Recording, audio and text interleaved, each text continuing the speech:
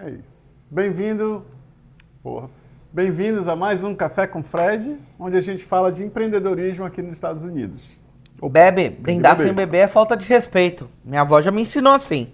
Pronto, já estou respeitado.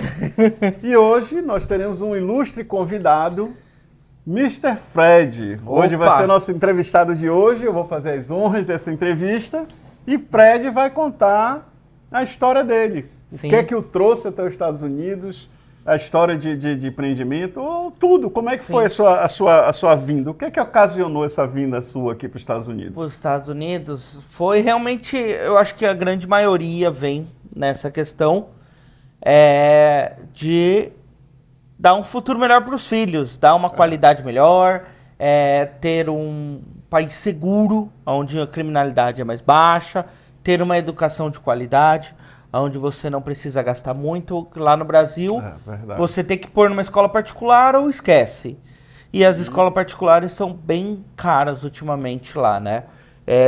Tá ficando um pouco caro para a vida do brasileiro. É por isso que muito brasileiro não tem muitos filhos. Tem um filho, 2 no máximo, justamente por causa dessa questão. Custa caro. Educação é muito cara no Brasil. Educação é muito cara. E aí aqui nos Estados Unidos você vê, o pessoal tem 4, 5 filhos, porque é tudo muito fácil acesso, né? E uma educação de qualidade, um país de primeiro mundo. Que é invertido, né? Lá no Brasil você paga pelo ensino básico, eu não sei se chama de ensino básico, mas assim, até o high school daqui, e a faculdade é de graça, ou pode ser de graça. Aqui é o contrário. Aqui o high school é tudo de graça e a faculdade você pode vir a ter que pagar. Não, a faculdade lá não é de graça. Não, mas a faculdade federal é de graça. A faculdade federal, estadual. Mas ninguém passa, então Não, tem bastante. É que não tem muitas, né? E as vagas são pequenas. Então, assim, quando eles abrem turma, é 30 por turma, 40 por turma. Então, eu não sei se eu tô falando os números exatos, tá, pessoal? Mas vocês podem me corrigir se é 90 por turma igual nas outras, nas particulares. Porque não, pra quem quer. Só que tem uma coisa que da faculdade para o Brasil é fácil acesso para todos, diferente da escola. Porque faculdade você consegue achar por R$150. É verdade. Então assim, Fred, mas não é uma faculdade muito boa, porque você vai fazer uma faculdade, uma Mackenzie, que você paga, uma Mackenzie, uma PUC, que você paga 2.000, a qualidade é muito melhor. Sim, mas você consegue ter uma faculdade por um custo muito baixo, acessível, vamos dizer, acessível. É por isso, talvez, que eu tinha a impressão de que faculdade no Brasil era de graça, ou poderia ser de graça, ou bem mais barato. É que tem muita É faculdade. mais barato que aqui, né? Aqui é 15 mil dólares, só que o governo paga por você. 15, 20 mil dólares, aqui depende, né? Mas, por ano. Basicamente foi porque eu tinha 2 filhos pequenos e eu já tinha vindo morar nos Estados Unidos, na verdade, né? Eu com meus Começa 16. do começo, que você fez intercâmbio aqui, jogador de futebol. Não parece, mas já fui. A história. Eu, quando eu tinha 16 anos, eu vim para os Estados Unidos, a intercâmbio.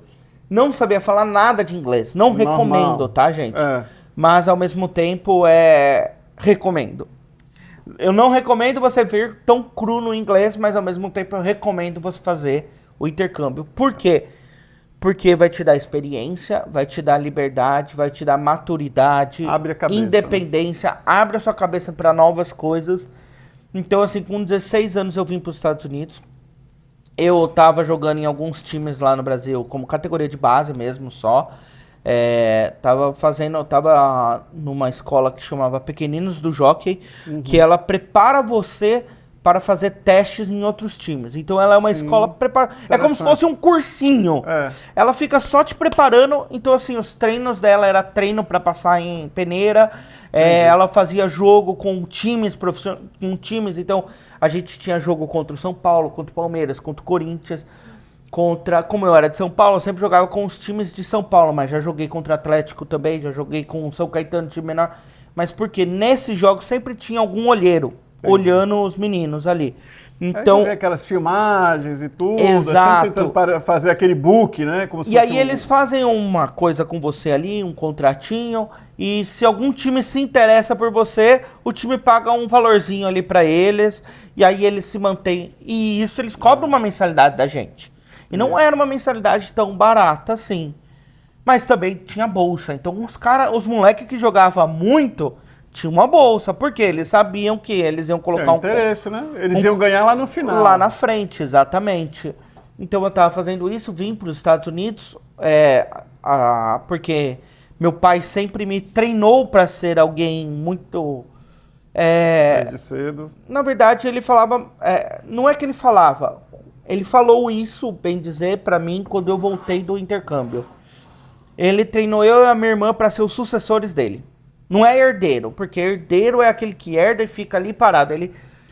O herdeiro herda o dinheiro, o sucessor pega o trabalho para garantir a vida boa para ele. Exatamente. Então ele falava muito isso. Vocês vão ser os meus sucessores. Ele tinha empresa na época, então ele colocou a gente nas melhores escolas daquela época, que podia. Ele me colocou numa escola em alemão, não deu certo, não conseguia falar alemão. Não conseguia falar nem português, aí fui ia mal em português, matemática, nas coisas, e tinha que aprender alemão, ia mal em alemão, então ele sempre se preocupou muito com isso. Mas voltando, com 16 anos eu vim pra cá, falando muito pouco inglês. Teve experiência de gringo. Fui para um lugar onde eu era o único brasileiro, numa cidade de 10 mil habitantes. Pequena. Uma cidade de 10 mil habitantes, pequena e grande ao mesmo tempo, porque a minha irmã foi pra uma cidade de 1000 habitantes. Quando a minha irmã veio fazer intercâmbio 4 anos antes de mim. Aonde isso? A minha irmã? Em Christmas, Illinois. Perto de Champaign. Aí foi nos Estados Unidos, né? Não pode nem dizer que não, eu também. Ali... Aquela região diz que o pessoal que é da Flórida, é café com leite. Você falou no podcast com você que tinha 4 brasileiros no Texas. Na minha cidade tinha 4 mexicanos. Eram únicos. 4 famílias mexicanas. E eu. Mas quantas pessoas tinham na tua escola? Porque 10 mil habitantes ia ser a escola de 200 pessoas. Não, a escola era de umas 800 pessoas. Grandinha. 700 pessoas, por aí. Era por aí. Eram 3.500, era um... Mas era Dallas, assim, né? Mas era só 2 graus. Era o 11º e 12º. Entendi. Não, o meu era o high school inteiro. Imagina, 3.500 pessoas, todo mundo ali, 17, 18, 19 anos. Os nervos, o flor da pele. Vamos jogar futebol. E aí eu tenho uma história engraçada com o futebol americano também, mas aí eu vim, e aí na época que eu vim, a gente fez um plano lá. Que ano foi isso, mais ou menos, pra gente se... Acho que 2008. 2008, eu acho que foi 2008. Eu vim e a gente contratou uma empresa pra cuidar da minha vinda pra cá, de arrumar a família, porque eu fiquei numa host family. Os intercâmbios faziam muito isso. Os intercâmbios fazem muito isso. E eu falei pro meu pai também queria que eu ficasse numa casa de família pra viver o que uma família americana vive. Pra ser um filho de um americano naquele tempo, pra gente ter a experiência. Porque eles ofereceram, tem um lugar que você pode ficar, uma casa. Um vínculo muito grande, muita gente até hoje... Até hoje eu tenho amizade com a família. Eles já vieram aqui na minha casa, eles vieram ano passado, aí desde que eu mudei pra cá, eu acho que a gente visitou eles 2 vezes lá também. Então assim, eu tenho uma amizade legal, né? E eu tenho uma história engraçada quando eu fui a primeira vez visitar eles, mas eu já chego lá.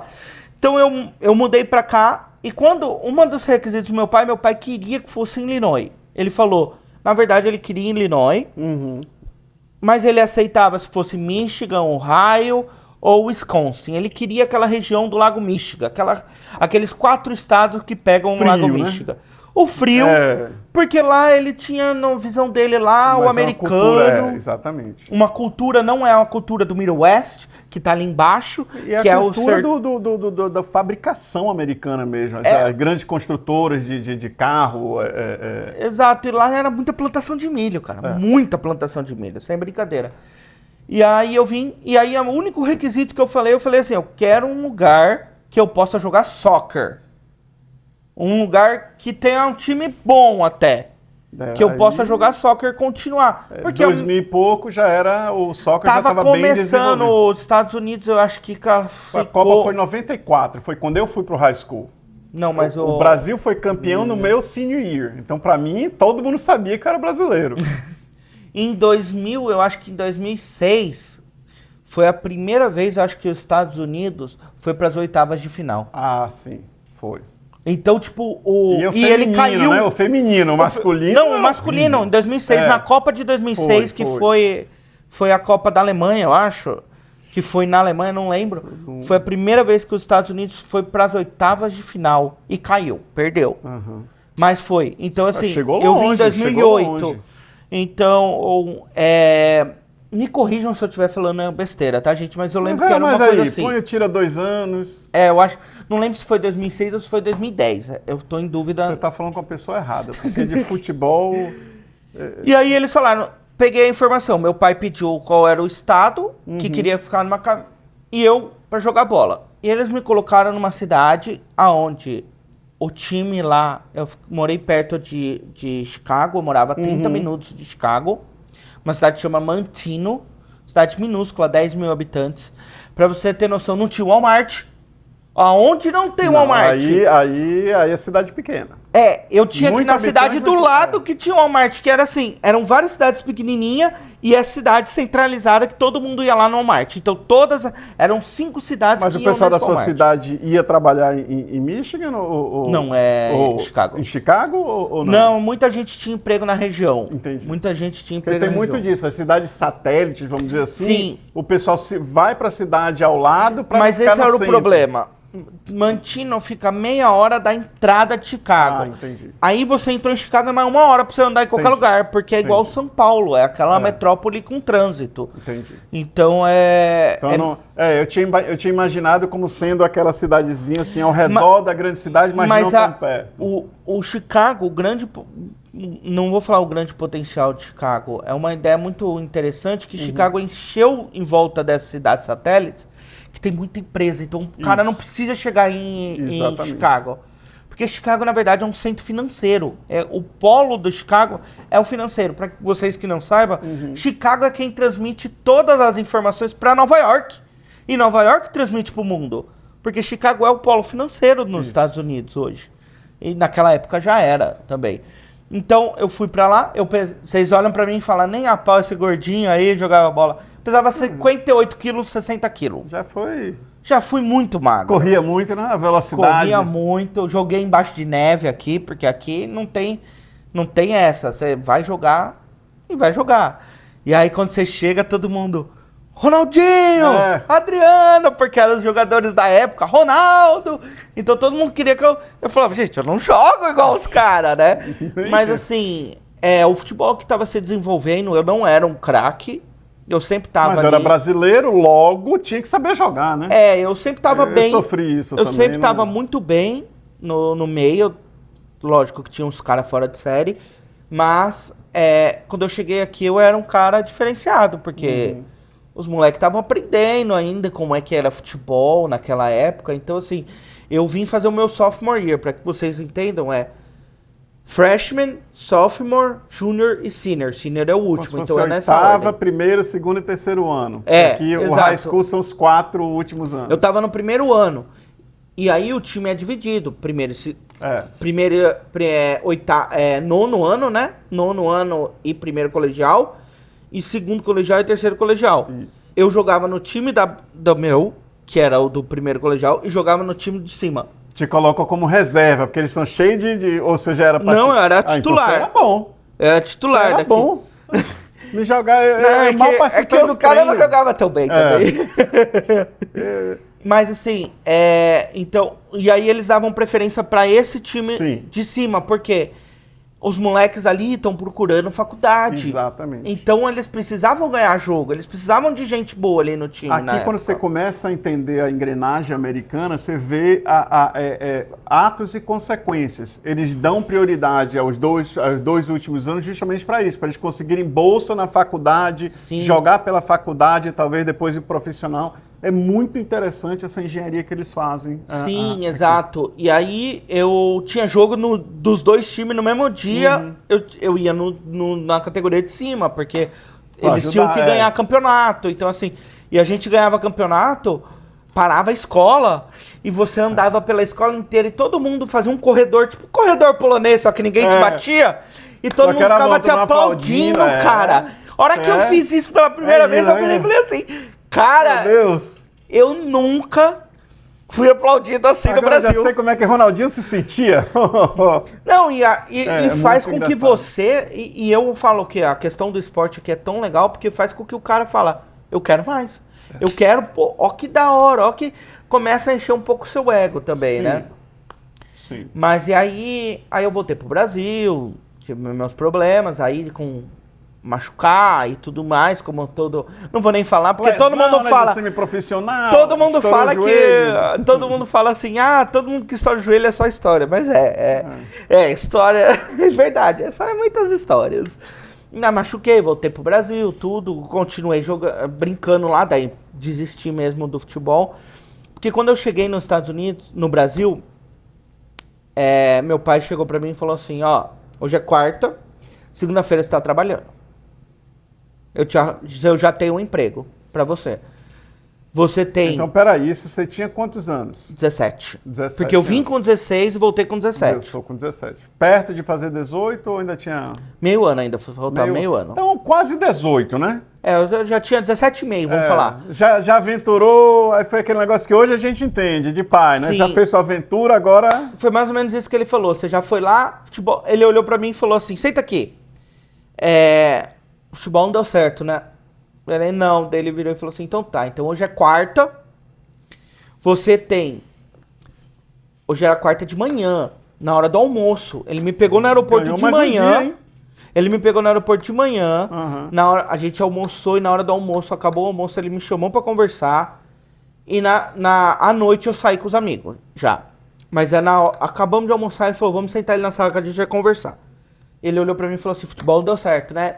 Não. Ele falou, então é o seguinte, você tem quinta e sexta e sábado, se algum lugar estiver aberto. Porque segunda-feira você vai estar lá na empresa comigo, trabalhando. Você vai começar a trabalhar 8 horas da manhã. Não tinha carteira de trabalho, tinha eu nada. tinha RG. Ele falou pra mim, você tem que tirar sua carteira. Eu não tinha nem CPF com 17 anos. Porque hoje as crianças nascem e já saem. Na minha época, não. Isso deu um problema.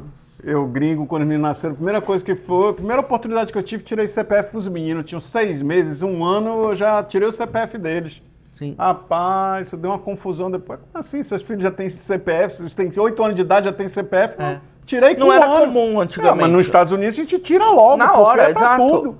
Ainda o cara ainda vai falar comigo, por que você queria pegando CPF pros meninos? Eu achei que É era porque normal. no Brasil tem aquela questão de muita gente usar o CPF pra conseguir bolsa, família, tem um monte de coisa. Então, tem um pouco dessa... Mas hoje as crianças já nascem e eles colocam o CPF direto. Hoje já gerou um costume. Por exemplo, o Davi... Eu fiz e tomei esporro. O Davi, com meu filho de 10 anos, não teve essa oportunidade de ter o CPF logo que nasceu. Mas o Arthur, que tem 9, vai fazer 9 agora, ele já teve a oportunidade. Ele tem 8, vai fazer 9. Quando ele nasceu, na certidão de nascimento dele, já veio o CPF. Então, coisa de 1 ano do Davi pro Arthur, já veio isso. Pra mim faz sentido, né? Mas... E, cara, eu voltei dele e virei e falou assim, você tem 2 dias, você vai tirar a carteira de trabalho e você vai tirar a CPF, porque sem CPF você não tira a carteira. Se você não tiver CPF, você não tira a carteira de trabalho. Uhum. E ele falou, segunda-feira você vai entregar tudo para o RH da empresa. E na segunda você começa. Segunda-feira, vou falar com a menina hoje. Falei, beleza. Falei, mas primeiro eu vou curtir. Meu primeiro dia eu vou curtir, não vou correr atrás de documento. E aí fui, curti tudo. Mas voltando rapidinho para os Estados Unidos, as pessoas iam me buscar, eu morava longe da escola. E eu morava longe, eu morava 10 minutos da escola. Uma cidade minúscula. 10 minutos é muito. Mas pegava o ônibusinho laranjão, né? Eu peguei algumas amarelinho. vezes, mas eu ia de carona com uma vizinha. Daí eu ajudava ela na gasolina. Então, tipo, todo mês eu dava 50... empreendedorismo aí, ó, já começa. Aqui todo é assim, mês eu vai dava se 50... virando. Ela e o irmão. E aí eu ia no banco de trás. Daí eu falei, no dia... Ela era vizinha. O banco de trás vale menos, né? Não, daí no dia seguinte, no dia que eu cheguei, 2 dias depois que eu cheguei, a host, a mãe lá da casa que eu morava, ela falou, a vizinha aqui, ela vai, eu vou falar com ela pra te dar carona. Aí a... Todo envergonhado. Aí eu, tá, nem conhecia, era uma menina ainda mais. Você fica tipo, meu, todo mundo vai ver eu chegando com a menina na escola, vai pensar o quê? Eu nem conheço a menina. Você começa... Moleque, você já começa a pensar besteira, né? Aí eu... Ela veio até a casa, a gente se conheceu. E aí eu falei, não, eu te dou uma ajuda na gasolina. Daí ela falou, não, beleza, me dá $50 por mês. Que já ajuda. Então eu ia... naquela época devia ser 2 tanques de gasolina, né? mais ou menos. E assim, a menina só ia e voltava, entendeu? E aí ela... Bom negócio pra ela também. Ajudava ela pra caramba e pra mim não tinha problema. E aí eu ia com ela, mas eu não voltava com ela. Porque eu ficava na escola pra treinar. E aí sempre alguém do treino me trazia de volta. Entendi. E eu era o que morava mais longe. Todo mundo morava em volta da escola. E aí foi o que eu te falei da história. A primeira vez que eu voltei pro Brasil, voltei pros Estados Unidos com os meus filhos, fui na casa, nem tava morando aqui. Fui visitar a minha família dos Estados Unidos aqui. Sabe onde eles estavam morando? Perto da escola. Fundo com a escola. Era só pular o muro que era a escola, cara. A hora que eu parei na frente da casa, eu olhei... Agora? Eu toquei a campainha, ela saiu, ai, Fred. Eu falei assim, você tá de brincadeira comigo? Ela, o que foi? Eu falei, você mora no muro da escola. Se eu tropeçar, eu caio dentro da escola. Só tinha uma grade. Engraçado. Que cortava a casa dela com a escola. Eu falei, nossa... Você se mudou quando? Não, você saiu daqui 6 meses depois, a gente se mudou. Foi 2 anos depois, ela falou. Foi 2 anos depois que eu voltei, ela mudou pra casa. Então, assim... E era uma dificuldade, porque como eu morava longe, ninguém queria. Eles me davam carona porque eles eram legal, mas todo mundo falava, pô, imagina um monte de moleque. 17 anos. 01, vai tirar aqui palitinho. Quem é? Eles faziam isso, ó. Mas o americano nisso é muito gente boa. Eles fazem muito isso. Então, tipo assim, tinha 20 pessoas no time, cada dia era um. Eles já tinham. O primeiro é o número 1, é o camisa 1. O segundo dia é o camisa 2. E vai até chegar no 20. No meio do caminho tava a gente trocando camisa. Não, eles trocavam um dia. Então, tipo, o cara falava, eu não consigo ir hoje, eu vou amanhã, mas você troca comigo de hoje, por exemplo? O gringo tem muito disso, né? Quando você participa de um time, é como se fosse uma subfamília ali. É uma família onde tomam conta de você na escola e tudo. Não, senta aqui na nossa mesa, aí tem a mesa desse time, do outro. Aí também geram uns probleminhas, mas não, bem e eles interessante. sabiam que eu tava sozinho aqui, então assim, por exemplo, tinha mãe de amigos meus. E é o gringo, pais, né? O mascote ali, é o diferente. Os pais dos meus amigos, muitas vezes a gente ia jogar no final de semana, eles iam me buscar em casa. Porque os pais, porque os meninos, eles até iriam, mas eles pensavam muito na gasolina. Então, às vezes, os pais iam buscar, porque o Carlão falou, o time vira uma família. Então, os pais é amigo do técnico, o técnico é amigo dos pais, os pais tudo se conhecem. E fica todo mundo amigo. E eles viram que eu era uma pessoa sozinha. Benefício de todos. Porque se você está ajudando o time, está participando, ajuda o outro, aí é o capitão, é não sei o quê. Então, tudo vira um contexto que todos melhoram. Aí todos podem ir para a faculdade melhor, porque quanto melhor tiver o time, ganha o campeonato, aí todo mundo ganha, não é um bônus, mas uma credencial melhor. Metade daquele time foi para a faculdade. Metade daquele time foi. E muito americano vai através de bolsa de esporte. É uma coisa muito recorrente aqui, por isso que o americano investe muito nisso, os pais. E aí vamos voltar lá pro Brasil. Voltou pro Brasil. Comecei a trabalhar, ainda tinha colégio para fazer. Mas trabalhava em quê? Cara, eu fui trabalhar... Aqui o canal é de empreendedorismo, tem que contar também como é que foi. Então, meu pai era dono da empresa, e aí ele chegou para mim e falou assim, TI, você vai ser o meu sucessor, então você vai passar 6 meses em cada lugar. 6 meses em cada área. Começa na faxina até o financeiro. Exato, você vai saber como é que faz o café e chegar no financeiro. Cara, eu comecei a trabalhar com uma coisa lá, e aí eu não curtia, eu queria sair da empresa. Eu cheguei pro meu pai, ele falou assim, você não tá tendo ambição. Aí esse negócio vai ser seu e você tá muito focado numa coisa, você tem que pensar fora da caixa. Você só tá fazendo isso. E aí foi quando eu virei e falei assim... Sucessão é difícil, gente. Ah, é? Então tá bom. Cutucou a onça. E aí comecei a aprender outras coisas, e aí deu aqueles 6 meses. Cara, eu queria sair antes de 6 meses já. Mas é porque tava muito chato mesmo. Eu ficava quebrando CAPTCHA. Sabe o que é CAPTCHA? Vocês sabem o que é Eu achei CAPTCHA? que era caixa. Não, CAPTCHA. Também me deu que é A CAPTCHA. gente rodava CEP não, CPF e CNPJ de validação de dos clientes, dos nossos clientes, eles pegavam deles, a gente tinha que rodar no site do governo. E aí, de vez em quando, a gente pegava um TXT, rodava lá no site do governo, e aí o site do governo às vezes mandava uns CAPTCHA, que é aquelas letras para você digitar a letra. Eu não sou um robô. E aí você digita a letra. Cara, o meu primeiro trabalho foi ficar quebrando CAPTCHA. Ficar digitando, tentando processar, minimizando. Aí trava até você fazer. Não, e aí você sabia que o TXT dava um errinho, tentava achar onde era o errinho para não gerar CAPTCHA de novo. Então eu ficava quebrando cabeça para não ficar me gerando CAPTCHA. E quando me gerava CAPTCHA, eu tinha que ficar digitando. Hoje em dia parece figura, antigamente era letra. É verdade. E aí foi o que meu pai falou: como é que você quer ser sucessor só quebrando CAPTCHA? Eu não tenho empresa de quebrar CAPTCHA. Eu tenho uma empresa de TI, onde a gente implementa sistema, onde a gente tem um puta sistema financeiro. Eu já sou uma média empresa na minha área. Eu não faço isso. Então, tipo, foi na hora que eu falei, puta, o boom. E aí eu comecei a fazer outras coisas. Fui fazer um curso para aprender mais sobre o sistema que meu pai vendia, que é o SAP, o SAP. Tem gente que chama de SAP, tem gente que chama de SAP. Mas nisso eu entrei na área financeira.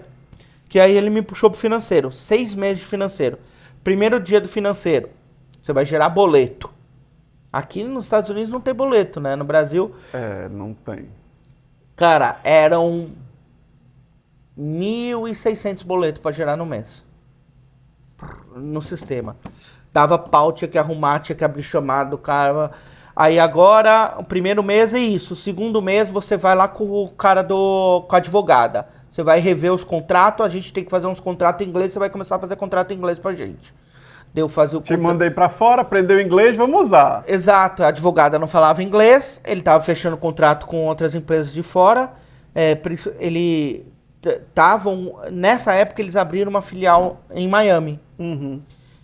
Quando eu voltei, a minha irmã veio, 2 meses depois a minha irmã veio pra ficar responsável pela de Miami. Então nisso você já vira e fala, pô, minha irmã foi pra Miami, eu sou o próximo. Onde ele abrir, eu tô no meio. Eu tenho que trabalhar, porque a minha irmã já trabalhava com ele há um tempo. Minha irmã é 4 anos mais velha que eu. Falei, então eu tenho que fazer direitinho. Quando ele abriu a segunda Venezuela, eu falei, não, Venezuela eu não quero, não. Peraí. Não, na minha vez. Não. Arruma teu filho. Mas eu também não tava preparado, entendeu? Então, aí eu fui pro financeiro. Aí no financeiro passei com a menina menina do advogado lá, para ver os contratos, preparar todos os contratos, fazer tudo certinho, amarrar. Fazia papel de office boy para coisa de contrato, ia até as empresas, levava para os caras assinar, esperava, trazia uma lote de volta. Daí, depois de um tempo, a gente tinha um motoboy que fazia só pra gente. Aí eu comecei a mandar pro motoboy. Então o motoboy começou a fazer os contratos e aí... Aquela teoria, você aprende... Você aprende, depois aplica. vai... Mas eu tinha que aprender como é que era. Eu tinha que aprender com quem chegar. Tem que saber pra poder cobrar, né? Senão não... Aí, um mês foi disso. Aí depois, o terceiro mês foi contabilidade. Tinha que fazer fechamento. Fiquei 2 meses em contabilidade. 2 meses só aprendendo contabilidade da empresa. Porque tinha que fazer o fechamento mensal, fechamento anual, um monte de coisa assim. Arrumar lá tudo, os DRE, olhar aquilo lá, o sistema imprimia, você tinha que ir checando.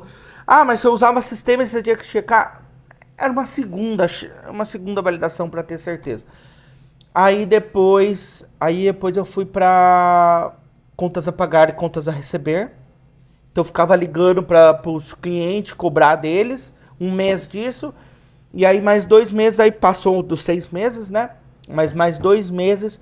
eu fiquei com a controller da empresa, aonde ela era responsável pela conta da empresa, conta financeira, sai para fazer pagamento, ela que rodava os pagamentos, e ela que fazia reunião com o banco também.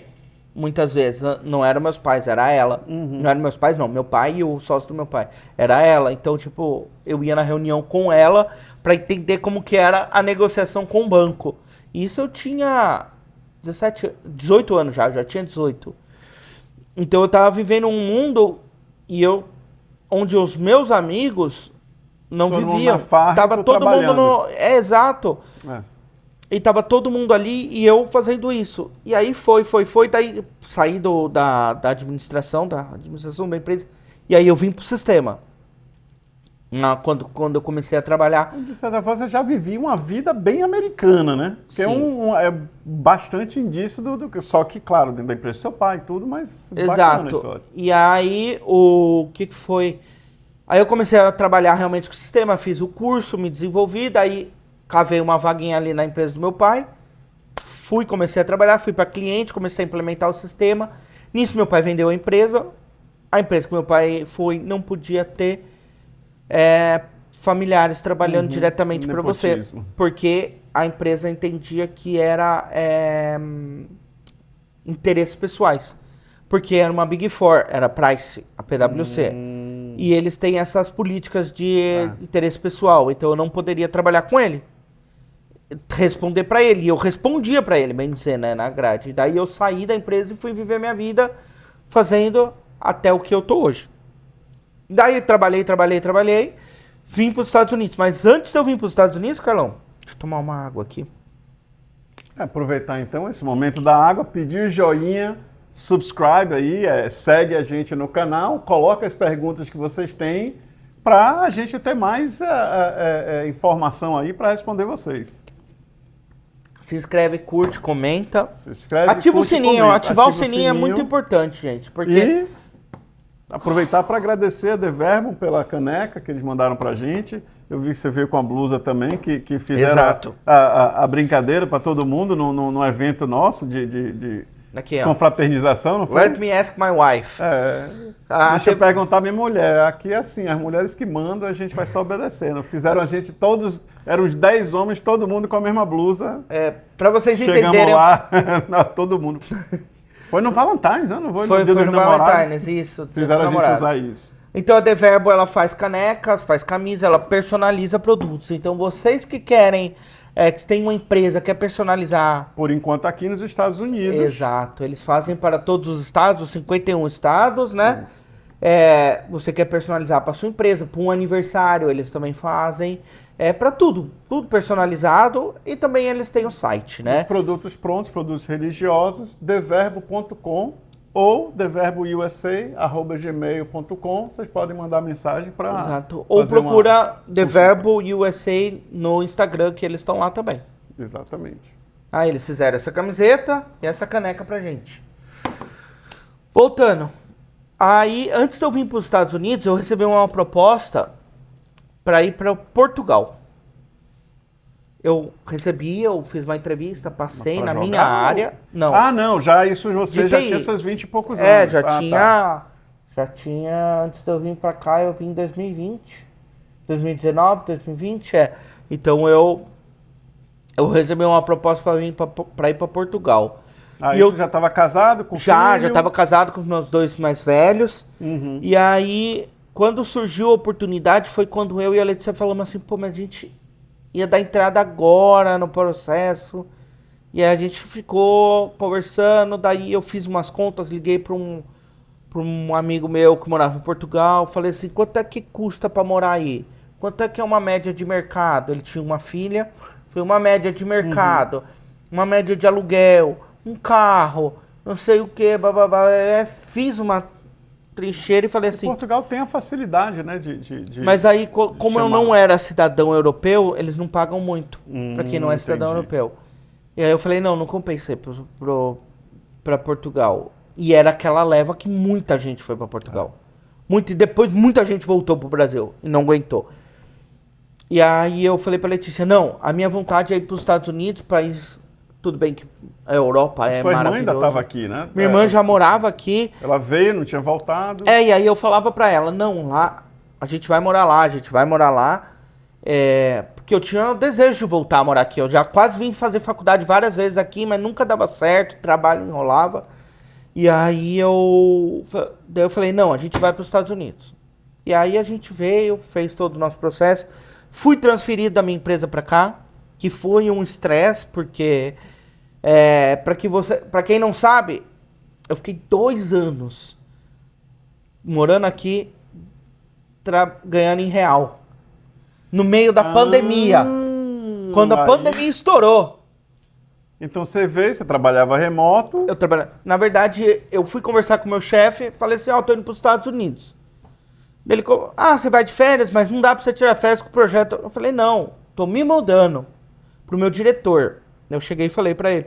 Ele, não, mas como assim? Eu falei, você tem 3 opções. Ou você me transfere, ou você me manda embora, ou eu peço as contas daqui a um mês. Porque daqui a um mês eu já comprei a passagem.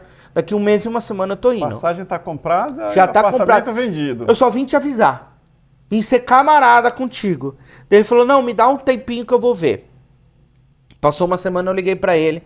Cara, eu preciso saber, porque se eu for cumprir aviso prévio, pra quem é CLT aí no Brasil, se eu for cumprir o aviso prévio, é um mês. Eu preciso saber, porque eu já assino hoje.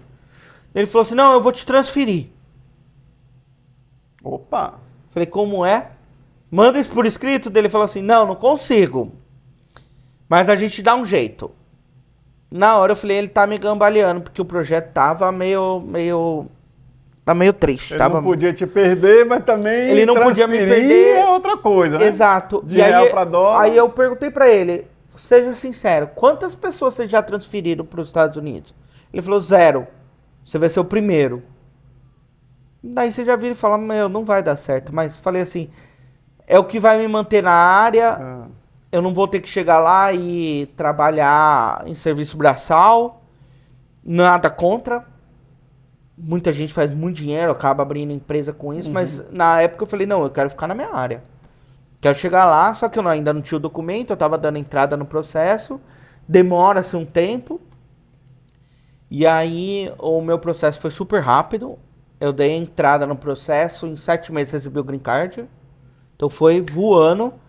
E só quando eu recebi o green card, eu falei pra ele, 7, 8 meses, acho que foi 8 meses. Quando eu recebi o green card, eu falei pra ele, mandei pra ele, falei assim, tá aqui meu green card, meu social, me transfere. E aí eles iniciaram o processo de transferência, que demorou 1 ano. Ou seja, eu fiquei quase 2 anos ganhando em real. Fred, por que você não saiu? Você já tinha o documento? Eu tentei. Eu juro, eu tentei. Só que muita gente da empresa vai ver isso, vai falar, caramba, você tentou, não sei o quê. Sim, na época eu tentei, porque ganhava muito, no Brasil ganhava bem, mas o dólar explodiu para 6. E eu ganhava em real. Com 2 filhos, casa, carro. Mas de qualquer forma, qualquer coisa é bom quando você já tem uma base, né? Você foi se aguentando ali. Só que assim, eu passei por uma coisa que muitos de vocês já devem ter passado. Não estava conseguindo se realocar na sua posição aqui. Por quê? Os Estados Unidos é diferente. Você concorre com o mundo inteiro, você não está concorrendo só com a turma. Tem indiano, tem paquistanês. Você falou que você trabalha, a sua equipe é bem diversa. O pessoal da minha equipe hoje tem gente na Índia, tem gente na Europa, tem gente no México, tem gente no Brasil, tem gente pra caramba. Você termina, para dar um contexto melhor, você trabalha numa multinacional, né? Sim, hoje eu nome, mas na época eu pode? já pode. Eu trabalho na TCS, na Tata Group, né? E aí exatamente isso. A gente vim transferido, consegui uma transferência. Tô aqui, depois disso, vieram atrás de mim, e aí eu que não quis sair. Porque na época, eu até hoje falo muito isso pra minha esposa. Eu vi a dificuldade, deixa eu ficar quieto. Não é nem a questão da dificuldade, é um pouco da gratidão. Eu sou muito... Eu tenho isso comigo na vida. Eu sou grato às pessoas, eu sou grato à empresa onde eu trabalhei. Então enquanto não está sendo ruim pra mim, eu tô ali pela gratidão, a gente tá um ajudando o outro. A partir do momento que a empresa começou realmente a querer me prejudicar, a querer fazer algumas coisas, aí a gratidão já não fala mais alto. Mas hoje eu me dou super bem com todo mundo lá, não tenho nenhum problema, a vontade é de continuar sempre, mas... Então você é o exemplo perfeito do que o americano faz. Ele tem a renda fixa dele, tem o sistema dele funcionando e começa a criar coisas. Exato. os adendos, né? Trabalhar no horário extra. Exato, que é isso que eu vou falar, né? Extra. Depois que a gente começou a ganhar em dólar, a vida começou a estabilizar, que é o que todo brasileiro tem que fazer, tem que ganhar um tempo, se organizar a vida financeira, gente. Isso é muito importante. Não sai comprando carro, casa, alugando casa maior, porque você tá ganhando em dólar agora, você vai estourar, porque você vai entrar num buraco Aqui é uma sociedade extremamente comunista, consumista, nada a ver com comunista, é extremamente consumista, e se você bobear, é $100 a mais aqui, 50 acolá, e de 50 em 50, quando você vai ver, você está gastando gastando $1.000 em besteira, em assinatura, em besteirinha, entendeu? Porque é $100 a mais no carro, ou vai comprar alguma coisa mais 100 e vai embora. De 100 em 100 vira 1.000, 2.000, vira 20 rapidinho, mil. Vira rapidinho. Então, e aqui é difícil você conseguir crédito, cartão de crédito. Não é igual no Brasil que os caras, você chega lá, dá o seu salário, os caras já dão o dobro do seu salário de crédito. Aqui começa ralando, eles te dão $300, né? Ó, quero ver como é que você se comporta. A gente vai falar sobre isso, viu, gente? A gente vai falar sobre crédito score. Então fica aí, comenta, porque a nosso podcast vai ter 4 episódios. Vamos fazer um só disso, né? Vamos falar só pra disso. falar, e porque o pessoal quer Hoje é pra contar a nossa história. Contar a sua história. Então, voltando, estamos aqui. E aí, a gente chegou e a gente tentou empreender em Primeiro várias você foi formas. pra Miami. Eu morava em Coral Springs, ali do lado de Boca Raton. Boca Raton, Miami, Fort Lauderdale. Fort Lauderdale, um pouquinho ali mais pro oeste, ali por dentro, no interiorzinho. Isso, então eu fui pra lá e aí a gente começou a tentar empreender. Então o que eu e a Letícia fizemos, isso que você falou, a Thay falou pra você, eu tô aqui, e a Letícia sempre se interessou, a Letícia é minha esposa, deixa eu perguntar pra minha esposa, ela sempre se É de onde interessou... vem as boas ideias que você tem, né? Ela sempre se interessou muito em comprar, em gastar o dinheiro em comprar, em shopping, essas coisas, ir nas lojas, comprar um monte de coisa. Mas isso às vezes é bem conveniente. E aí eu virei pra ela e falei assim, pô, você gosta tanto disso, por que você não faz uma coisa a ver com isso que te dá dinheiro? Aí ela virou e falou, vou virar personal shopper. E aí eu e ela começamos, era um negócio dela, mas eu comecei a ajudar ela muito nisso, então a gente ia junto nos lugares. Não, e teve uma época que o pessoal, ainda mais em Miami, ganhava muito dinheiro. Sim, ela fez um curso de personal shopping com uma mulher, a mulher deu várias dicas pra ela, porque o pessoal acha, é só ir na loja? Não, tem dica de como você envia o produto para taxar menos, para como é a embalagem, como preencher o formulário, porque quando você manda para o Brasil é uma exportação. Exatamente. O Brasil está recebendo uma importação. Então, assim, tem todo o desembaraço lá no Brasil, como que faz, tem que contratar alguém, como que faz. A mulher já deu o caminho das pedras no curso. Isso. Então ela começou fazendo. E nisso que ela começou fazendo, ela desanimou. E eu ajudando ela, não, vamos. Eu não lembro o que aconteceu. Ela teve uns 2 problemas com o envio. Pessoa de lá do Brasil começou a reclamar, e aí no desembaraço estava enroscado. E aí ela teve acho que foi um negócio desse, teve 2 problemas que são coisas normais, de pessoas que trabalham com isso. E aí ela falou assim, olha, eu não sou uma pessoa de ficar nesse contato com a pessoa. Eu sou uma pessoa de ficar atrás. Cada encomenda vira uma venda, né? Então, assim, não é uma constância. Então, é sempre aquele problemática, a pessoa tá ansiosa, quer comprar hoje e receber amanhã. Você sabe que não chega. Tem que ter... Sim. Aqui tudo é muito delimitado e o pessoal quer acelerar umas coisas que não tem como acelerar. E assim, você acaba entrando numas rodas, assim, você vende o seu horário pra pessoa... E a pessoa achava que você era escrava dela pra você ficar lá na loja até... Não, você me comprou 2 horas de hora. Eu já olhei, já mostrei 2 horas, você quer que eu fique 3, 4? Não é assim. Paga pelo serviço, entendeu? Aí ela desanimou por causa desse problema. Ela falou, eu não gosto de contato assim com as pessoas de cliente, eu sou mais a pessoa de trabalhar. Eu também sou assim, eu não sou muito fã de... Gosto de conversar muito, mas não sou muito fã dessa conversa. Eu gosto de um negócio mais automatizado. Que a Amazon proporciona. E aí... Amazon, eu te amo. E aí a gente foi pra Amazon. A gente abriu nossa loja da Amazon.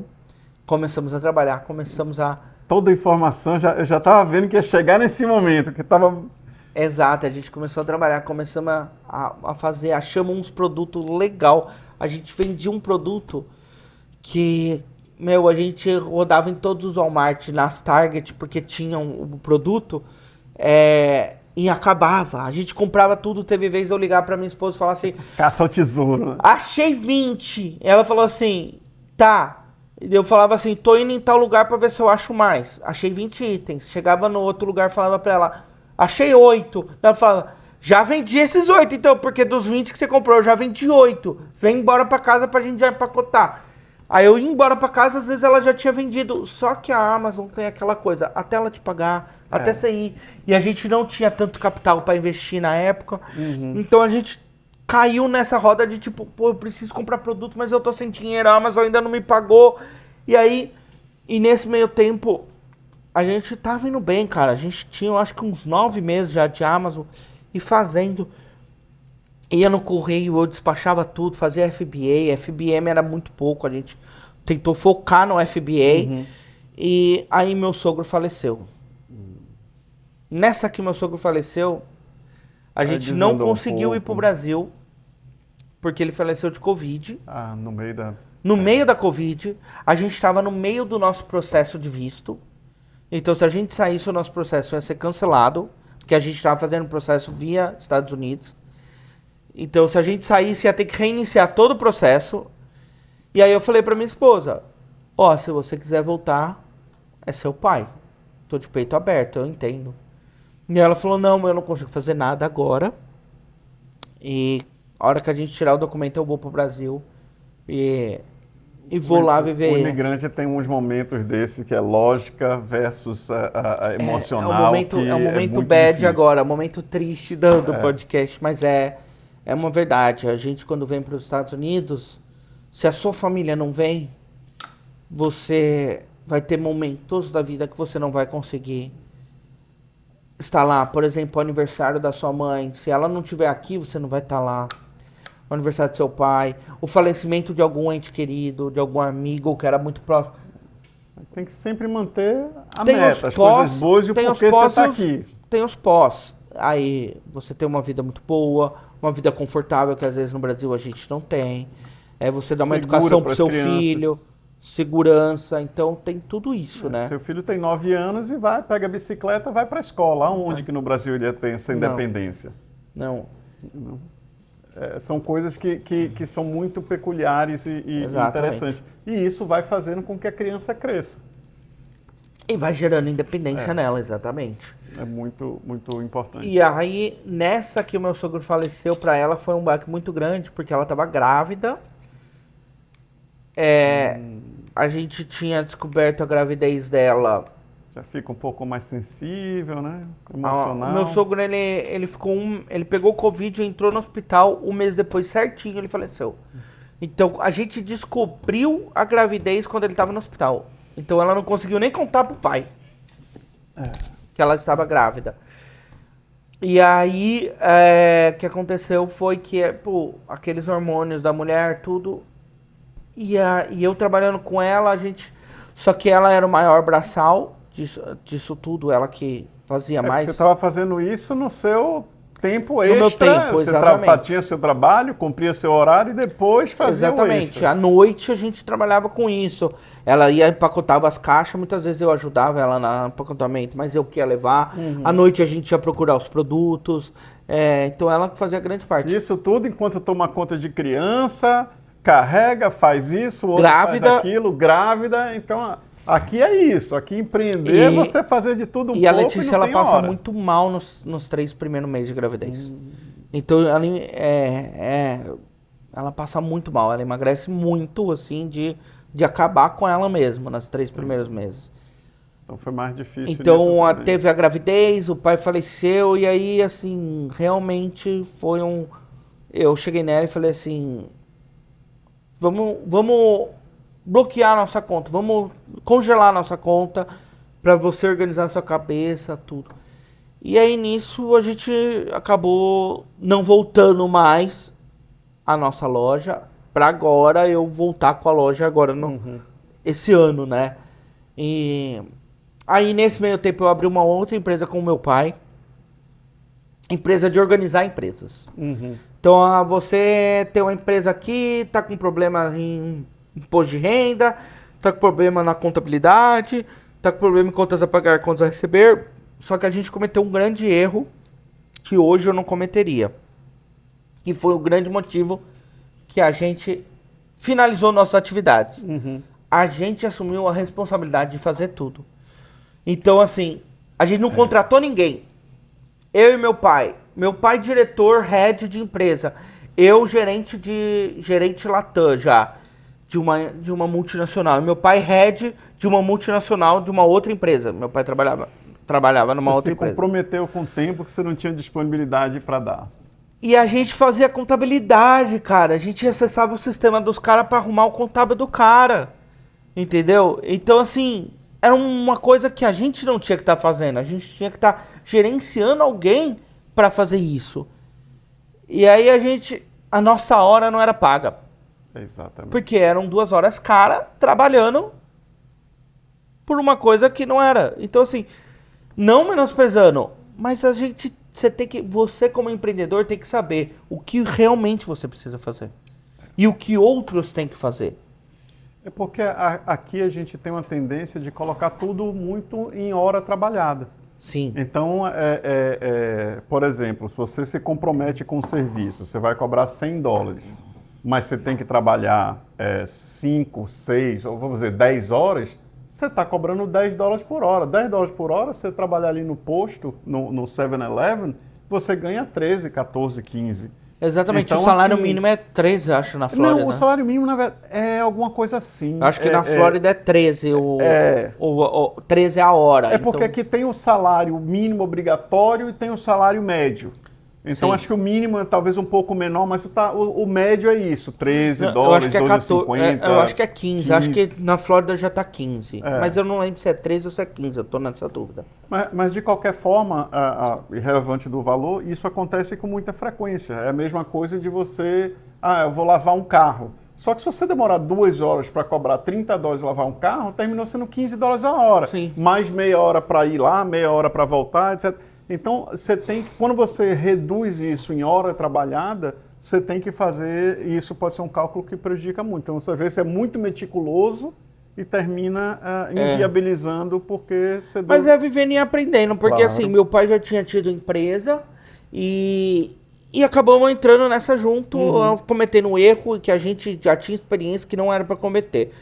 Mas aquela coisa, a gente quis ganhar um pouco mais do que a gente poderia ganhar. Sim. E aí a gente chegava uma época que a gente ficava trabalhando para os clientes que a gente tinha e ganhava pouquíssimo.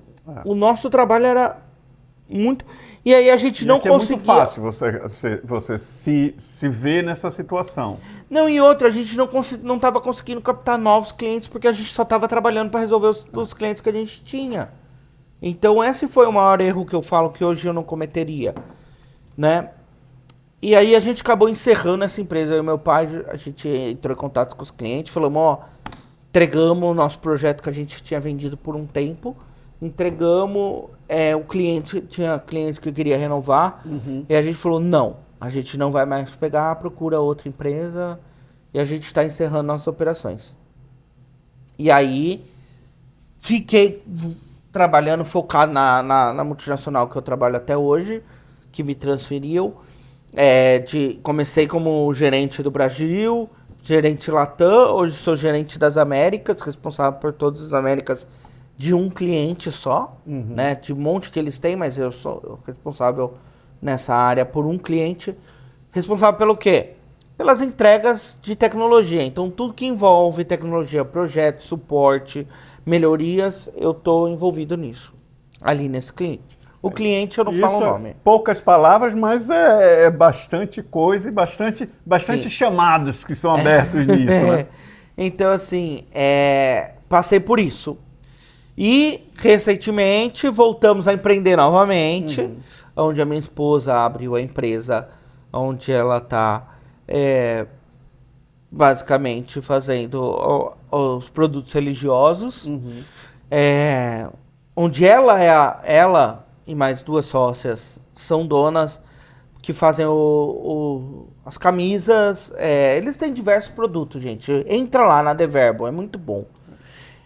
Produtos religiosos, eles têm diversos produtos e customizados, que é a camisa, as canecas e outras coisas que eles também já estão customizando. E aí vem um jargão, eu acho que a palavra é um jargão, né? Uma frase que eu uso muito aqui, quando você entende que quando você consegue transformar o seu hobby em fonte de renda, é uma coisa mais prazerosa e é um caminho que, pela experiência que eu tive, a gente vê isso sendo de muito êxito. Então a pessoa gosta de fotografia, Sim. termina no ramo de fotografia, gosta de informática, termina fazendo. Então essa é um caminho natural do empreendedor. Então ela gosta, é muito engajada na religião, na religiosidade, e resolveu entrar nessa empreitada de a minha esposa, capacitação religiosa, vamos dizer assim. A minha esposa e a esposa do Carlão são sócias nessa empresa. E mais uma amiga, são 3 sócias. E mais uma sócias, amiga, elas são 3 sócios. Estão muito bem, um negócio muito legal e que gostam de fazer. Então, exatamente, elas fazem por amor, né? Exatamente. Exatamente. E como todo empreendimento aqui, o passo principal é o quê? Vá, aprenda, e replique e multiplique. Então, assim, tem que dar o tempo de maturação. Não é no primeiro dia que você vai ficar milionário. O Amazon demorou 13 anos para ganhar dinheiro, gente. Exatamente. Então, paciência e assim, é muito. Sempre que elas precisam de ajuda, a gente ajuda. Exatamente. A gente está lá dando apoio, fazendo o que elas precisam fazer, cuida da parte financeira, ajuda a produzir um produto. E nós falamos da CCF, da The Verbo. Conte aí da CCF. E aí eu ia chegar agora na CCF, Exatamente. porque a The Verbo veio primeiro e a CCF veio através da The Verbo, né? Entre uma conversa minha com o Carlão, a gente fez a CCF. O que é a CCF, Carlão, para eles entenderem? Carlos e Fred. Café com Fred. Exato. Porque somos Carlos Frederico Filho e Fred. Exatamente. Assim, os e aí, três se Freds. você olhar aqui, Café com Fred, CCF. Gerenciamento. Nós fazemos, daí que veio a ideia do gerenciamento na CCF. A ideia inicial, o que era, Carlão? Vamos gerenciar empresas das pessoas que vêm abrir para a Amazon. Você que está aí no Brasil, quer vender aqui nos Estados Unidos na Amazon? É possível, né, Carlão? Muito, claro. O Amazon é uma capacidade enorme e tem muita informação que possa ter utilizado. Eu já falei muitas vezes que eu hoje não abriria uma loja, nem que fosse física, sem antes testar o produto, testar a viabilidade econômica dentro do Amazon, que te dá várias métricas. Então aí a CCF veio com esse intuito realmente, da gente ajudar as pessoas na Amazon. Então você que tá aí, ó, por isso que a gente falou, curtir, comenta, compartilha, ativa o sininho, porque aqui o Café com Fred ele é um podcast. Exatamente, para a gente conversar sobre empreendedorismo. O primeiro tá saindo com o nosso, o primeiro e segundo, a gente contando nossa história para vocês saberem quem nós somos. Os próximos podcasts de Café com Fred, nós vamos trazer diversos empreendedores aqui nos Estados Unidos. Para que cada um conte a sua experiência e como transformou, de repente, seu hobby em negócio. Exatamente. Ou saiu da CLT e fez um negócio de algo que gosta. Exatamente. Porque eu vou falar para vocês, uma das motivações foi as próprias meninas com o da The Verbo viravam, não, precisamos fazer divulgação.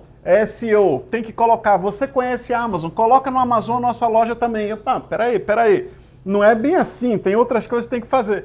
Exato. Aí a gente conversando, já que tínhamos que ajudar, Fred, vamos juntar o seu conhecimento com o meu conhecimento e vamos fazer, já que nós temos que fazer essa consultoria para a empresa da nossa esposa, vamos fazer disso um negócio? Exato. Entendeu? A gente já ia ter esse trabalho, vamos montar isso, vamos fazer mais network, ajudar as pessoas que estão querendo empreender, a ajudá-las e, de repente, até poder ajudar as pessoas que querem vir para cá através da nossa consultoria ou administração. Exatamente. Como é? Como eu estava falando também, a gente, depois do Café com Fred, a gente vai ter outros vídeos. Então, uma vez por semana vai ter um podcast, uma vez por semana vai ter vídeos falando de Amazon. A gente está pensando em fazer um vídeo de perguntas e respostas, onde nós podemos compartilhar com vocês tudo sobre Amazon, o máximo. 30 Fala anos de aquela empreendedorismo, eu já Fala tive pra umas eles. topadas aí. Fala pra eles aqui. Vai estar espalhado. Se você quiser um quebra-cabeça. Exatamente. Eu vou lembrar quem foi Acho que é o Pablo guru. Marçal que falou Talvez mesmo. tenha sido o Pablo Marçal. Ó, você quer o meu conhecimento de graça? Segue a gente e vai escutando as lives, porque a gente vai estar falando aí dentro de uma live ou dentro do podcast, que é a nossa intenção. Sim. Mas se você quer tudo juntinho, tudo mastigado, aí o nosso curso, a nossa consultoria pode ser de melhor benefício para você, aí a avaliação sua. Mas tudo que a gente conhece, se vocês perguntarem, se a gente tiver como fazer, eu vou explicar, vou entrar em detalhes ao máximo possível. E se você tem uma ideia de negócio bacana aí, Carlão, estou pensando em pegar um caminhão para limpar a lata do lixo, para o cara não ter o trabalho. Eu já vi isso uma vez, eu vou te falar. Sim. Que existem muitas franquias aqui disponíveis para pessoas. Pensa no seguinte, aqui para você construir uma casa é um pouco diferente do Brasil. Aqui você tem uma equipe para tudo, e uma equipe é de uma empresa. Então não é a mesma empresa que faz tudo. Então o cara que faz o alicerce do chão, onde ele põe um piso, não é piso, é só o concreto do chão. É uma empresa. Que é a mesma empresa que põe as paredes no ar. Um é o concreto, o outro é o marceneiro, o outro é o não sei o quê. Não, mas tem as paredes de alvenaria em volta. Alvenaria. Porque aqui nos Estados Unidos é drywall no meio. Mas as alvenarias é o mesmo cara que pôs o concreto. Mas aí, piso é um cara, tapete é outro. Piso é um cara, tapete janela é outro. é uma outra equipe. Janela então, assim, é uma equipe... Estrutura do telhado é uma e o telhado é outra. Porque o cara que põe as madeiras da estrutura... Então, assim, para você construir uma casa, você tem 10 empresas envolvidas. Aí no Brasil é um pedreiro que faz tudo. Em 4 meses o cara levanta uma casa. Em 4 meses levanta uma casa, exatamente. E então, tudo no organograma, tem que estar todo mundo... Porque você vai fazer o seu serviço vai começar no dia 1, termina dia 10, porque no dia 11 já chega o outro para seguir. É muito, muito organizado. Por que eu tô falando isso? Porque a questão de, tipo... Aí no Brasil é tudo muito centralizado. Uma pessoa faz um monte de coisa. Aqui não. Aqui, quando eu falei pra vocês que eu não conseguia me realocar, porque aí no Brasil eu era gerente de um monte de coisa, de um sistema, de outro. Aqui eles querem um cara especialista. Então o cara que vai fazer a obra, ele é especialista em pôr piso. Exatamente. Ele não quer um cara que põe piso, que o cara chega pra ele e fala, eu sei pôr piso e pintar. Não, eu não quero. Eu quero um cara que só sabe pôr piso. Pintar não é você, pintar é outra empresa. Então, essa é a oportunidade para as pessoas. Aqui eles têm oportunidade demais, porque cada empresa faz uma coisa. E aqui a análise deles é simples. Você coloca piso, tá bom, qual é o teu aproveitamento? O meu aproveitamento é 110%. Pô, gostei. Esse aqui é 100%, esse aqui é 90%, então ele é deficitário. Então o cara que põe o piso e faz o carpete, ele não vai ser nunca o melhor em um e outro. Então ele não quero o cara meia boca, eu quero o cara melhor e mais rápido possível. O meu cunhado, o meu cunhado que é casado com a minha irmã, Gringo, ele é americano. Gringo da gema. A família dele é toda americana, não tem nenhum... na verdade, para não falar que não tem nenhum, a avó dele é japonesa, do Japão. Mas o resto tudo nasceu aqui. Mas tem 2 filhos brasileirados já. Ele tem 4. Verdade, desculpa. 4 filhos. E o primo dele, que é americanão também, tem uma empresa de telhado. E lá onde eles moram, que é no norte dos Estados Unidos, neva, chove, faz sol. A vida útil do telhado é 5, 6 anos.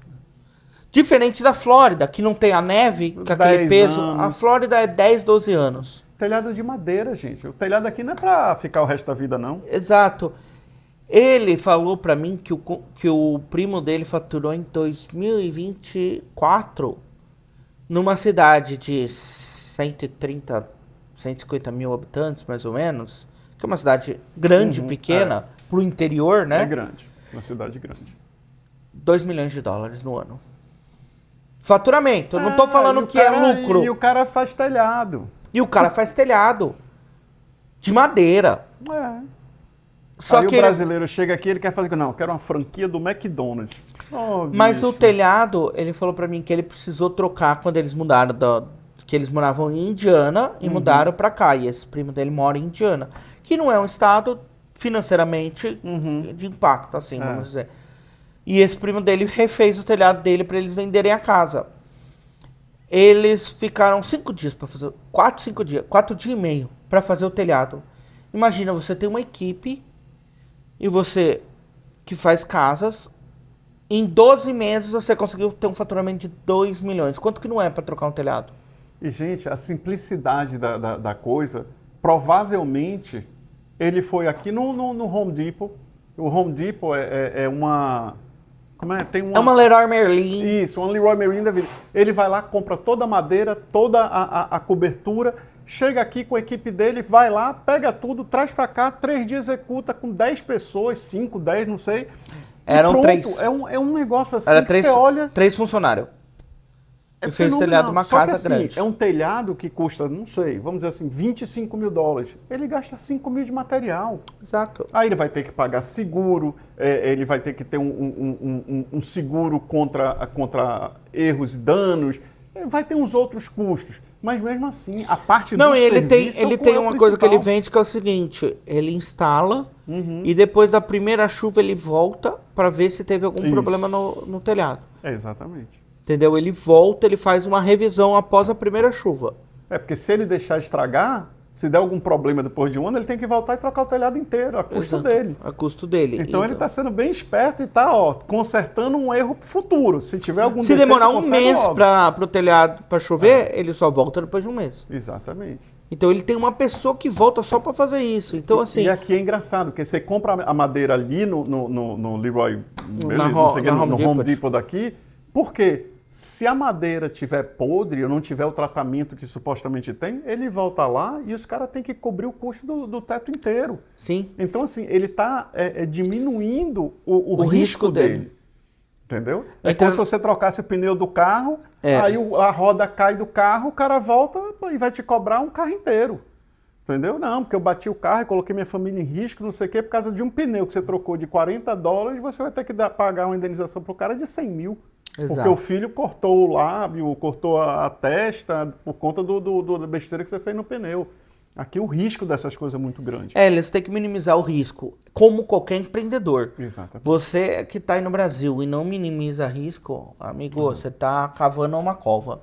Porque aqui, e o americano, Aqui você o fala muito liability é isso, muito- o muito americano importante. ele faz isso, ele minimiza ao máximo os riscos dele. Mas assim, eu cheguei nisso tudo para falar da CCF, falamos da Deverbo, porque é justamente isso que o Carlão já me ensinou no vídeo anterior, vocês vão ver, que a gente fala desse tema, da questão de criar variedades de renda. Isso. Então, hoje eu trabalho numa multinacional, tenho a minha renda fixa lá, meu CLT, como para o Brasil, ou meu W2, como aqui para os Estados Unidos é chamado, mas eu tenho uma variedade de renda, que hoje vai ser a CCF, a minha esposa tem a Deverbo, e aí a gente vai fazendo as variedades, um não pode afetar o outro. Então, por exemplo, a minha empresa, a TCS, ela não pode ser afetada, o meu trabalho lá Exatamente. tem que ser 100% lá e depois eu trabalho para a CCF. Você tem que entregar 110%. Exato. Aí você vai trabalhar mais 1 hora extra para poder fazer essa empresa, mais 1 hora extra aqui para a gente fazer esse podcast. Então, assim, você vai investindo o seu tempo em outras coisas. Esse podcast aqui para a gente é um investimento. Exato. O Entendeu? meu chefe... Houve um custo. E isso aqui pode ser uma empresa que pode dar fins lucrativos. Sim. Não é exatamente o nosso intuito, e sim de estar gerando informação para vocês e gerando conhecimento para a gente. E, de repente, oportunamente, a gente pode ganhar um cliente com isso. Há 2 semanas atrás, meu chefe perguntou para mim da Deverbo, porque ele viu já algumas coisas. Ele viu que eu coloquei do podcast, que a gente colocou na internet, no Esse Instagram. o brasileiro. É o chefe brasileiro. Ah. É que, na verdade, eu tenho um monte de chefe, né? Aham. Tem o chefe global, tem o chefe do Brasil, que eu sou responsável, mas eu passo para os que estão acima Ele de tá mim. com medo de perder, né? Ele quer que esse negócio de ter verbo aí. Não, e aí ele viu o podcast, ele veio perguntar, que a gente colocou no Instagram, e aí ele veio me perguntar o que era, Tem não sei bagulho o quê. bom aí, vindo aí. Né? Aí eu falei pra ele, não, fica tranquilo. A meu 100%, 110% horário de trabalho, eu tô aqui. Precisou de mim fora do horário, eu também tô disponível, como sempre. Aquilo lá é uma renda que vai variar mais pra eu ganhar. Fred, meu sogro falava uma coisa para minha esposa e ele é do setor público e tudo, então ele falava o seguinte, não tire nem férias. Porque o perigo de você tirar férias é o teu superior descobrir que ele não precisa tanto de você quanto ele achava. Exato. Ou alguém chegar, ocupar o teu lugar por aquela semana, 2 ou mês e fazer um trabalho melhor do que o seu. Exatamente. Então, não, mas basicamente é isso, gente, a minha história. Comecei lá com 17 anos a trabalhar, tô aqui, estamos investindo, estamos empreendendo, batemos muita cabeça, isso daí fica para um outro vídeo, quando a gente chega nos Estados Unidos sem saber muita coisa, que é o vídeo que a gente falou que vai fazer, para você que quer vir, mortgage, realtor. Mortgage, para vocês não sabem, é o financiamento de casa. Isso. Realtor é o corretor de imóveis. É o corretor, né, de imóveis. A gente vai trazer um corretor para explicar algumas ideias aqui. A gente vai falar bastante sobre crédito. Crédito score e a contabilidade para que vocês possam fazer imposto de renda, saber fazer uma contabilidade bem feita aqui. Porque, gente, eu vou te falar uma coisa. Eu, por fato de ser consultor financeiro, ele fala, não, eu sou W2, a única coisa que fica passando na minha cabeça, meu Deus do céu, quanto o Fred está pagando de imposto que não precisa? Onde é que ele pode melhorar ou abrir uma empresa para que ajude ele a pagar um pouco menos de emprego, custear alguma coisa? A mente do empresário fica sempre pensando do empreendedor. E a gente estava discutindo exatamente isso ontem, né? Eu falei para você, cara, como é que pode melhorar isso na questão do imposto, disso, daquilo? A gente conversa bastante sobre isso. E é muito. Os contadores falam comigo, eu odeio quando vocês falam que a pessoa pode comprar uma Suburban ou um SUV grande e abater 100% do carro no imposto de renda. Aí vira ele, ei, eu tenho uma Suburban, peraí, por que eu não posso abater? Eu, não, calma, que você tem que ir pro contador, ó, se você fizer qualificar assim, assim, assado, você pode abater esse carro. Aí é 100 mil de imposto, você deixa de pagar. Ele, opa, peraí, que aí o negócio, imagina, economizar $30 mil de pagar de imposto, exatamente. Aí todo mundo se interessa, mas você tem que saber se qualificar. Tem que saber. Foi o que eu falei para você ontem, agora está na época de pagamento de imposto aqui nos Estados Unidos. Ele tem que estar se preocupando agora com o imposto de 2027, porque o imposto que ele vai pagar agora em 2026, referente a 2025, já era, não tem mais o que fazer. Exato. Entendeu? Agora ele não muda. Não muda. O que aconteceu, aconteceu. Agora é só reportar tudo direitinho e pagar o que você deve. O de 2027, do ano que vem, sim. Aí ele pode fazer coisas ou empreender onde ajude, inclusive, no imposto de renda dele. Exato. E assim, vir para os Estados Unidos é uma maravilha, é uma graça, mas tem suas dificuldades. Não é de graça. Mas tem que suar a camisa. Aqui, se você está disposto a arregaçar a manga e trabalhar, amigo, pode vir que tem espaço. Se você estiver disposto a fazer o que o americano não quer fazer, que geralmente é serviço, venha, porque dá dinheiro. Eu vou trocar o microfone rapidinho para a gente continuar.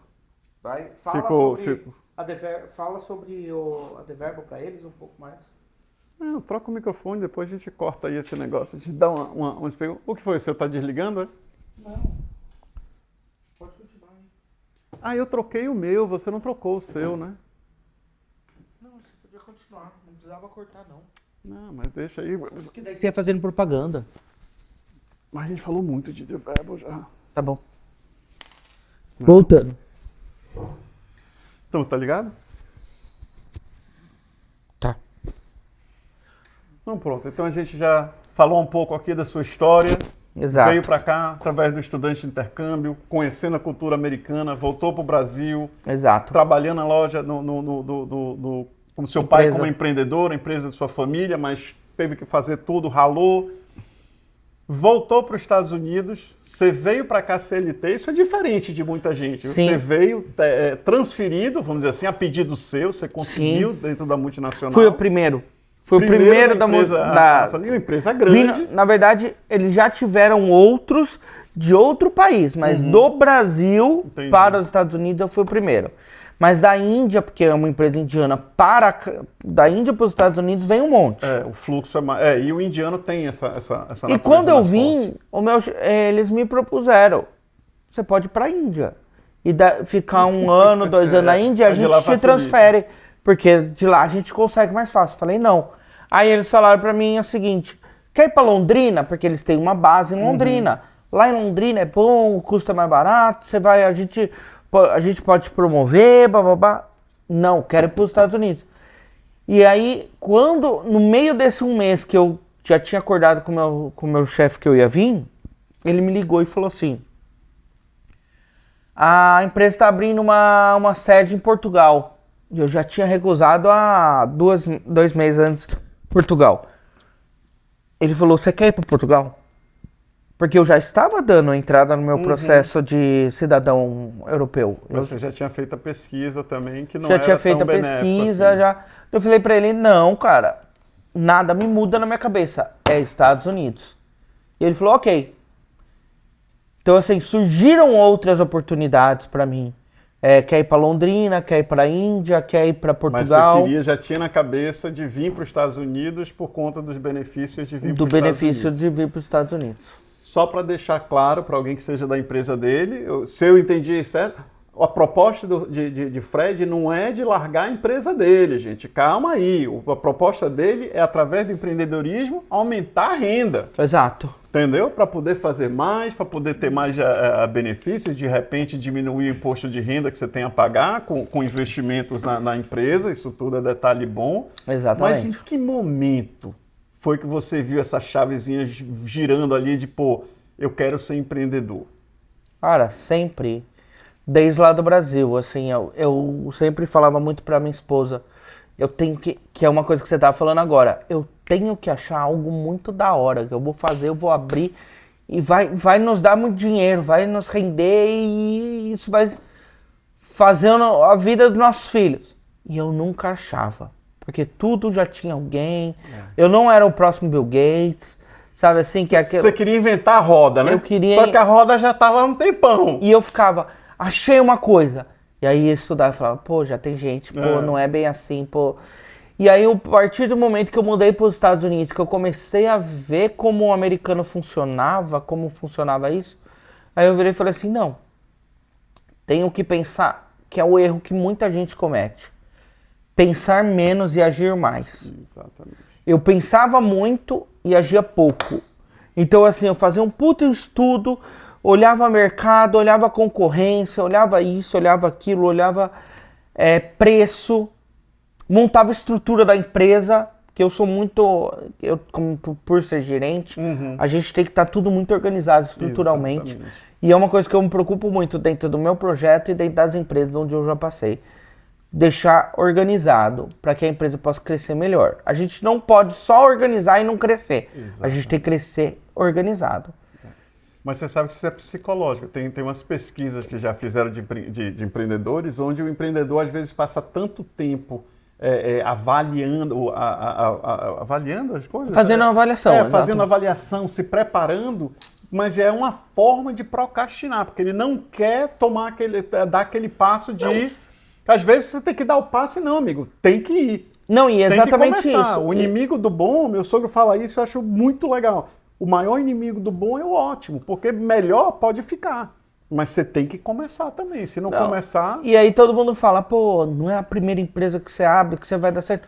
Cara, então eu já abri várias aí, eu já participei de várias. Então assim, foi exatamente isso. Pensa menos e age mais.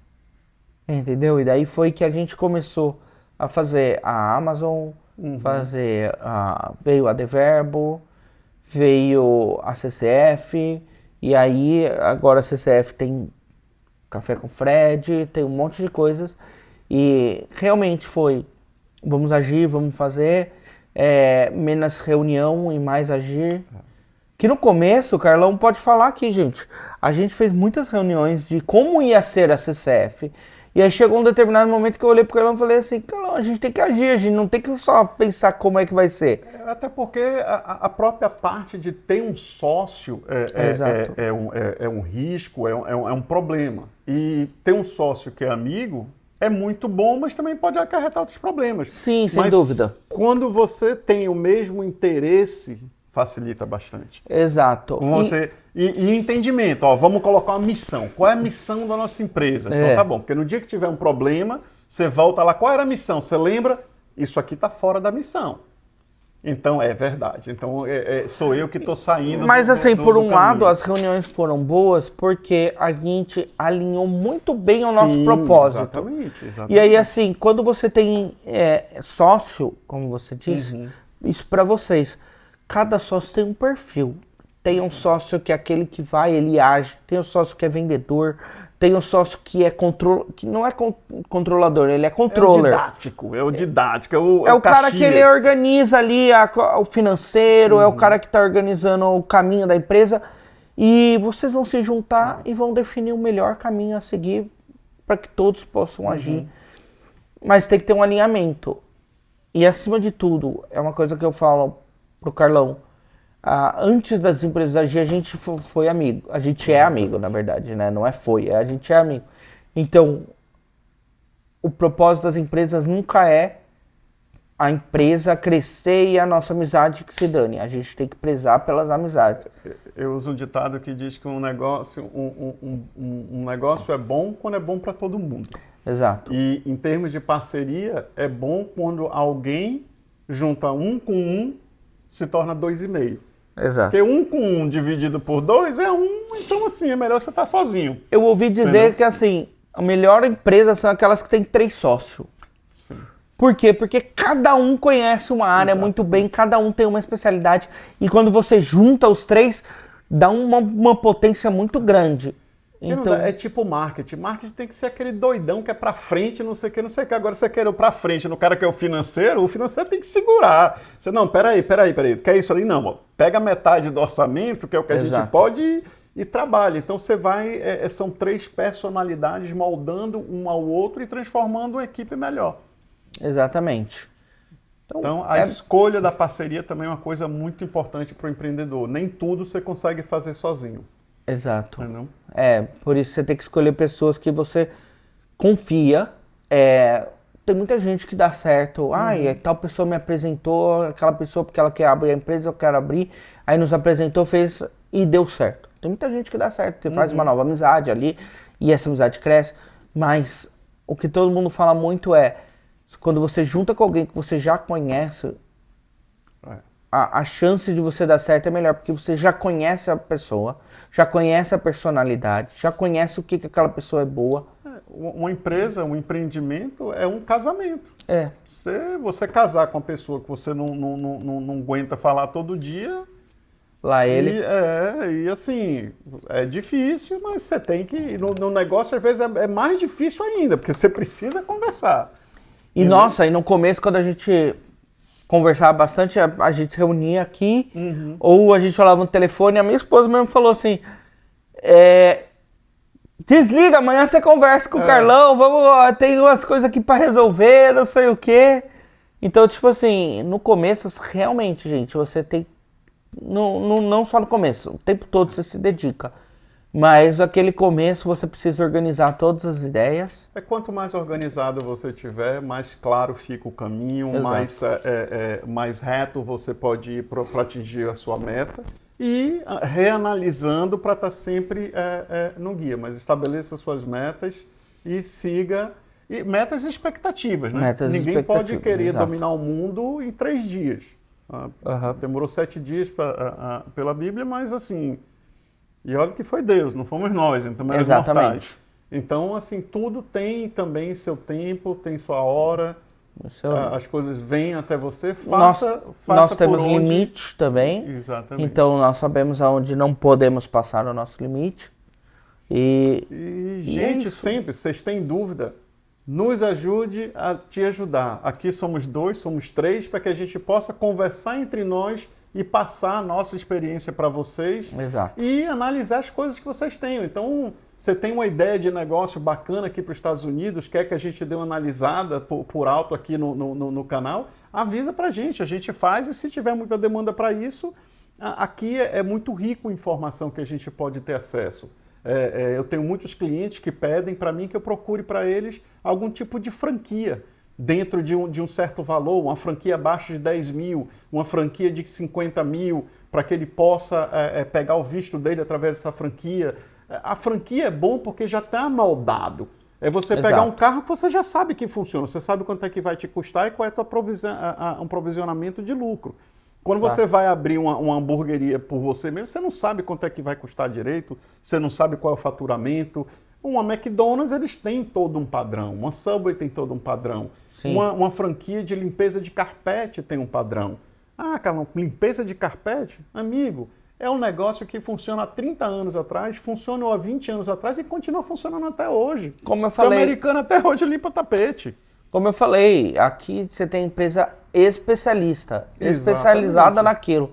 Então o cara que limpa carpete não é um cara que limpa madeira, ou chão e piso de madeira. Não, o cara só limpa carpete. O cara chega com as máquinas muito loucas, com vacuum especial, com um produto de limpeza, que todo mundo se especializa no seu quadrado. Exatamente. Entendeu? E isso gera oportunidade para todos. Então é isso, gente. Se vocês tiverem alguma dúvida, comentem, compartilhem. Dê o joinha, compartilhe, mande mensagem, sinal de fumaça. Pode procurar a gente no Instagram. A gente vai ter o maior prazer em responder as perguntas ou até mesmo fazer uma análise de uma franquia nova, de algum tipo de serviço que possa vir até aqui, como a gente faz no Amazon para clientes. Exatamente. A gente tem clientes que têm produtos diferenciados, que querem trazer esse produto aqui para os Estados Unidos e a gente faz essa análise para eles do que fazer. Exatamente. Eu vendo de livros, joias, carrinho de controle remoto, roupa, tudo vale. É só você... Às vezes você tem que ter foco, às vezes você não tem que ter foco, porque você está sempre com produtos diversos e são estratégias diferentes para você se dar bem. Exatamente. Diversificar sempre é uma boa estratégia. Diversificar. E a gente agradece a vocês aqui. Agradece. Obrigado, nosso convidado de hoje, Fred Café Justus. com Fred.